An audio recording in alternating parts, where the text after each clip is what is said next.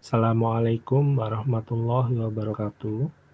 Salam sejahtera untuk kita semua. Pada pertemuan hari ini, kita akan membahas tentang daya dan impuls. Pada bagian pertama, kita akan mulai membahas daya. Kita pasti pernah mengamati bahwa ada gaya yang dapat melakukan usaha tertentu dalam waktu yang sangat lama. Tetapi ada juga gaya lain yang dapat menghasilkan usaha yang sama namun dalam waktu yang sangat cepat. Untuk membedakan gaya dengan kemampuan melakukan kerja secara cepat atau lambat, maka kita perlu mendefinisikan besaran fisika yang lain. Nah, besaran fisika tersebut dinamakan dengan daya atau dalam bahasa Inggris sering disebut sebagai power. Satuan dari daya adalah watt atau joule per second. Daya didefinisikan sebagai usaha atau kerja yang dilakukan per satuan waktu, atau dapat juga didefinisikan sebagai perubahan energi per satuan waktu. Secara konsep, daya memiliki dampak yang besar terhadap teknologi, namun sangat sedikit kegunaannya dalam memecahkan suatu masalah. Satu hasil yang menarik, yaitu semakin besar gaya yang dikerjakan, maka semakin besar daya yang dihasilkan. Pada pembahasan sebelumnya, besaran usaha kita dapatkan dari perkalian antara gaya dengan perpindahan. Ya. W di sini kita dapatkan dari F kalikan S. Nah, dari besaran perpindahan S yang ada di sini, yang ada di dalam kandungan W ini, dibagi dengan besaran waktu, maka kita akan dapatkan nilai V atau kecepatan. Nah, hubungannya apa? Hubungannya dapat kita pahami dengan sebuah contoh. Ya. Untuk kendaraan bermotor misalnya, mesin motor dirancang untuk menghasilkan daya tertentu. Semakin besar daya mesin, semakin besar pula gaya yang dihasilkan kendaraan saat bergerak. Akibatnya apa? Akibatnya semakin cepat kendaraan tersebut mencapai kecepatan tertentu. Nah, jika gaya melakukan kerja selama interval waktu tertentu, maka daya rata-rata bisa kita hitung melalui persamaan berikut. Daya rata-rata sama dengan W per delta T. Untuk gaya F, pada sudut V, ya, sudut V ini adalah sudut yang dibentuk antara vektor kecepatan V dengan arah vektor F di sini, maka daya sesaatnya bisa kita tuliskan seperti berikut. P sama dengan F kali V cosinus V, ya, atau sama dengan F dot V.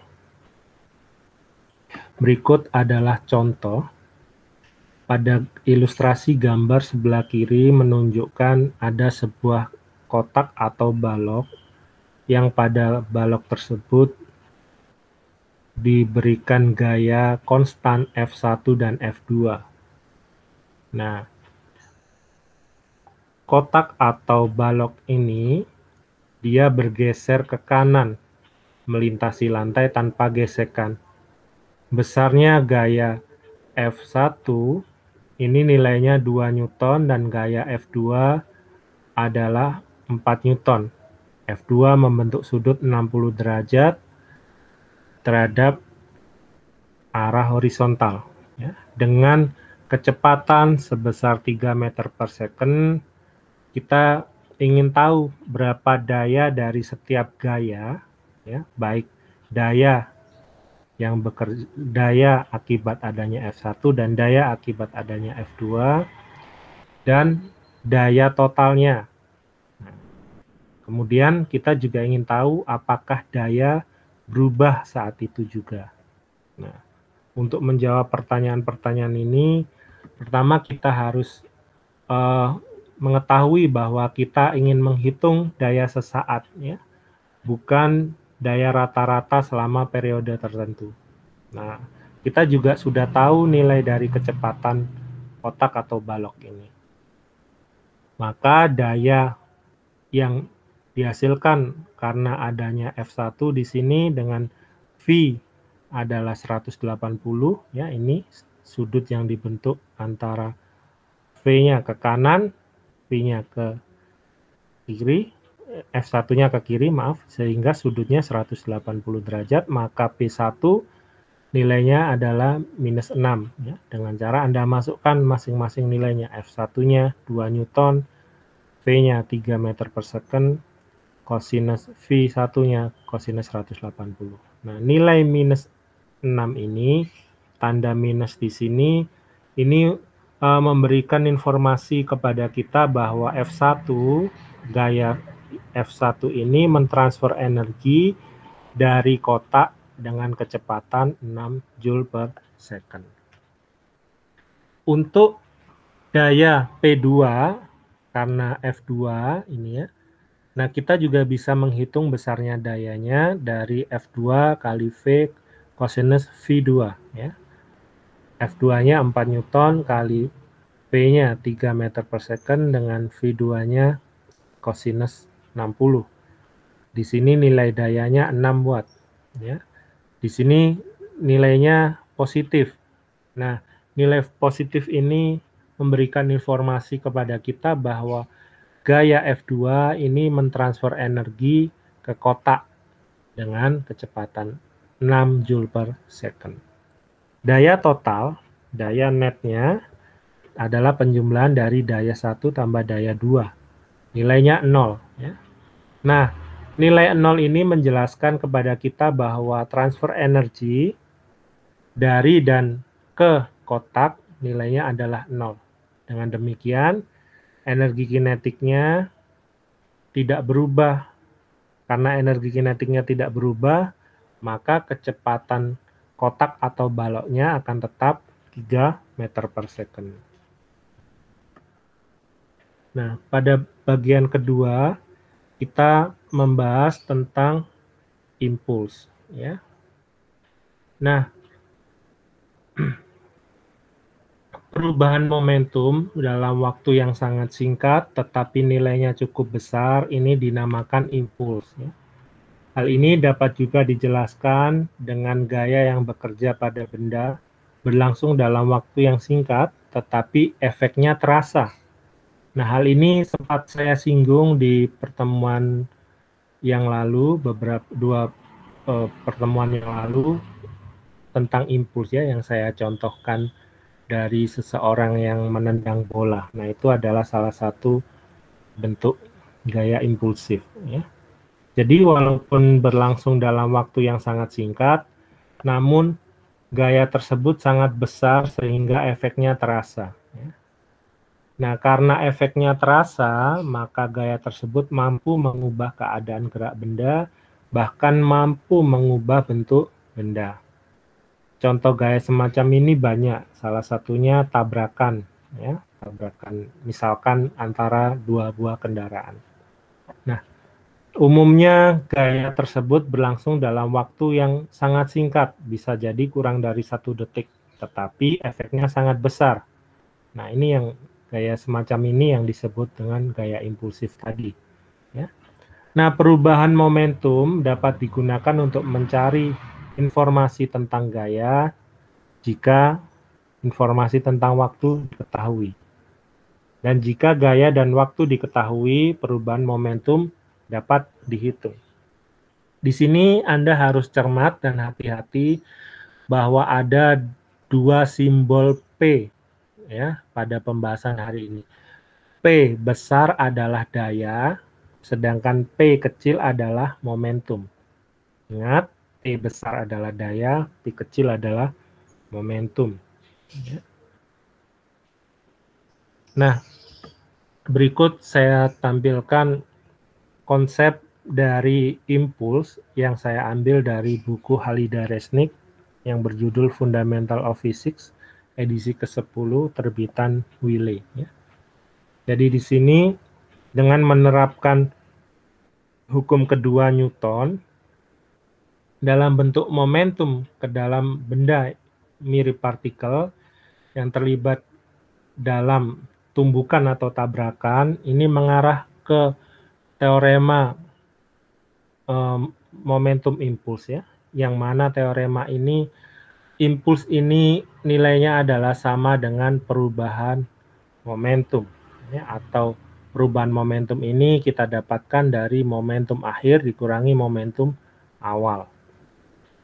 Sehingga nilai J ya, J di sini adalah impuls akibat gaya yang diberikan pada benda dapat dihitung dari interval waktu dari T awal sampai T akhir diintegralkan ya. Nah, kita juga bisa mengetahui nilai dari impuls jika kita tahu nilai gaya rata-rata. Ya, gaya rata-rata ini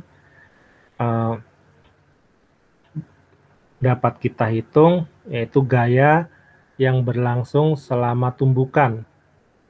Ya, tumbukannya dalam waktu delta T di sini. Nah, ketika sebuah benda yang bergerak dengan massa M dan kecepatan V bertabrakan atau bertumbukan dengan benda yang berada pada posisi diam, maka gaya rata-ratanya bisa gaya rata-rata pada benda diam ya dapat kita tuliskan sebagai berikut. Minus N per delta T kali delta P. P-nya ini kecil ya, delta P perubahan momentum. Sama dengan minus N per delta T kali M kali delta V. Di mana N per delta T ini adalah laju benda bertabrakan dengan benda diam. Dan delta V adalah perubahan kecepatan setiap benda pada saat bertabrakan. Nah, gaya rata-rata dapat dituliskan juga sebagai berikut. I minus delta M per delta T kali delta V. Ya. Nah, delta M per delta V ini adalah laju di mana massa benda bertabrakan dengan benda diam. Perubahan kecepatan yang bernilai delta V sama dengan minus V ini jika bendanya berhenti saat bertumbukan. Namun, nilai delta V akan bernilai minus 2V ini jika benda tersebut langsung memantul ke belakang tanpa adanya perubahan kecepatan. Nah, ini delta V-nya nilainya minus 2V. Nah, untuk lebih memahami konsep tentang impuls ini, kita akan terapkan pada contoh soal. Nah, berikut adalah contoh soal tentang impuls. Gambar ABC, ini kita mulai dari gambar A ya. Gambar A ini adalah pandangan dari atas ke arah jalur yang diambil oleh pengemudi mobil saat mobilnya bertabrakan dengan dinding jalur balap. Tepat sebelum bertabrakan, mobil ini melaju dengan kecepatan awal 70 meter per second, 70 meter per detik ya, sepanjang garis lurus yang membentuk sudut 30 derajat dari dinding. Tepat setelah bertabrakan, mobilnya bergerak dengan kecepatan akhir 50 meter per second sepanjang garis lurus yang membentuk sudut 10 derajat. Sini. Jika diketahui massa dari pengemudinya adalah 80 kilo, kita ingin tahu berapa nilai impuls pada pengemudi karena tabrakan, dan yang kedua kita ingin tahu jika tabrakannya berlangsung selama 14 milidetik, berapa besar gaya rata-rata pada pengemudi selama bertabrakan. Ya. Kita dapat mengasumsikan bahwa pengemudinya ini kita asumsikan sebagai benda seperti partikel. Kemudian kita juga tidak bisa langsung menghitung nilai J karena kita tidak tahu nilai F-nya atau gaya pada pengemudi selama dia bertabrakan. Ya. Nah, Pertama yang harus kita cari adalah menghitung perubahan momentum yang terjadi. Nah, perubahan momentum yang terjadi ini ya, di sini dapat kita lihat ilustrasinya pada gambar B. Ini. Mobilnya datang menabrak dinding. Momentum yang terjadi ini momentum awalnya sebelum tumbukan arah sudutnya adalah 30 derajat dari arah sumbu X positif ini tadi ya, ke sini. Ini bertumbukan ke sini 30 derajat dan momentum akhirnya adalah ini ya, sudutnya minus 10. Nah, ini 30, ini minus 10. Tumbukan ini terpental ke sini ya. Sebelum tumbukan momentum awalnya sudutnya 30 derajat, setelah tumbukan minus 10 derajat. Nah, dari sini kita bisa menghitung nilai impulsnya ya, dari momentum akhir dikurangi momentum awal. Nah, kita harus ingat bahwa impuls ini di dalamnya ada besaran kecepatan. Karena ada besaran kecepatan, maka besaran impuls ini juga merupakan besaran vektor. Nah, kita bisa mendapatkan nilai impuls dengan cara menyelesaikan nilai impulsnya pada masing-masing komponen. Komponen di arah sumbu X dan komponen di arah sumbu Y. Dengan apa yang sudah kita ketahui, diantaranya massa pengemudi, kecepatan akhir pengemudi, kecepatan awal pengemudi, sudut yang dibentuk sebelum bertabrakan dan sudut yang diperoleh setelah bertabrakan, kita bisa mengetahui nilai impuls di arah komponen sumbu X dan nilai komponen arah sumbu Y. Tinggal masukkan saja ke persamaan yang ada. Persamaan impuls di arah komponen sumbu X dan sumbu Y ini adalah penjabaran dari persamaan yang ada di bawah ini. Ya, dari M V final dikurangi V awal. V-nya V apa? V ke arah komponen sumbu X dan V ke arah komponen sumbu Y. Dari nilai impuls komponen sumbu X dan sumbu Y, kita bisa tuliskan secara lengkap nilai impulsnya adalah sebagai berikut. Dalam satuan vektor ya, minus 910 I minus 3500 J, kilogram meter per second. Jika kita ingin mengetahui magnitude nilai dari J, Anda mungkin masih ingat dulu waktu kuliah-kuliah awal dengan Prof. Supri tentang vektor ya. Untuk menghitung nilai magnitude dari dua buah vektor, kita root mean square di sini, akar kuadratnya ya. Anda dapatkan nilai 3616 kg meter per second. Nah, sudut yang dibentuk oleh impuls ini kita bisa dapatkan nilai tetanya. Nanti Anda bisa hitung pakai kalkulator ya. Tangen, arkes tangen, impuls komponen Y per impuls komponen X, nanti Anda dapatkan 75,4. Nah, di sini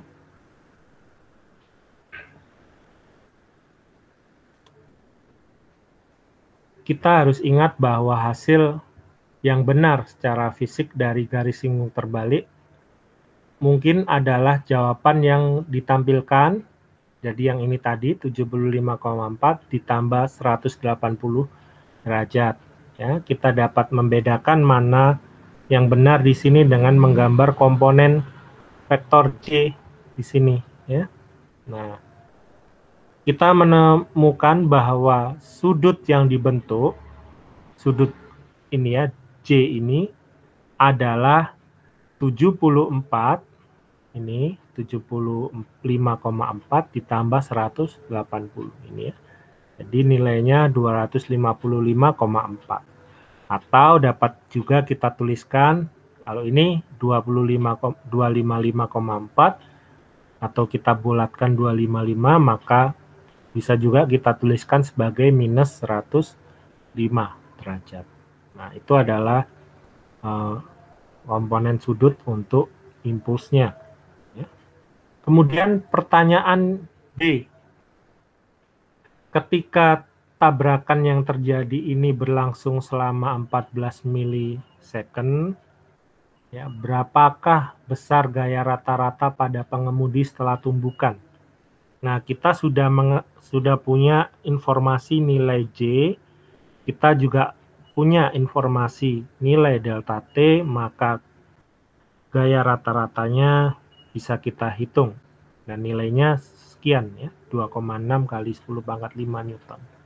Nah, jika kita simulasikan dengan menggunakan F sama dengan M kali A, M-nya adalah 80 kilo, maka kita akan dapatkan nilai A atau percepatan yang dialami nilai percepatan dari pengemudi selama bertumbukan adalah sebagai berikut, 3,22 kali 10 pangkat 3 meter per second kuadrat. Atau jika kita bandingkan dengan nilai percepatan gravitasi, asumsikan besarnya 9,8 meter per second kuadrat, maka tumbukan yang terjadi pada pengemudi ini percepatannya sebesar 329 percepatan gravitasi.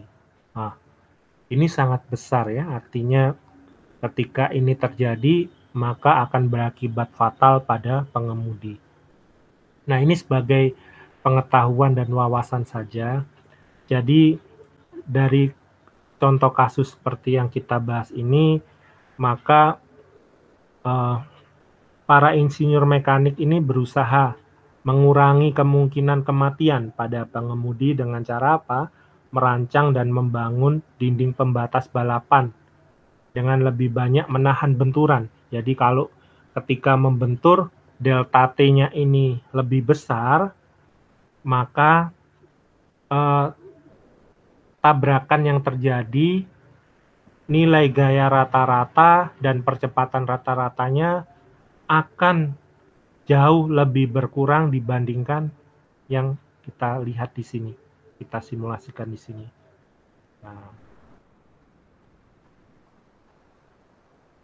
Nah, demikian kuliah untuk pertemuan hari ini. Jika ada hal yang ingin didiskusikan atau ditanyakan, dapat Anda sampaikan melalui forum Kulino pada kelas Anda masing-masing. Dari sana, dosen pengampu mata kuliah fisika di kelas Anda akan membantu menjelaskan dan menerangkan tentang apa-apa yang Anda tanyakan atau Anda diskusikan. Demikian kuliah untuk hari ini. Terima kasih. Assalamualaikum warahmatullahi wabarakatuh.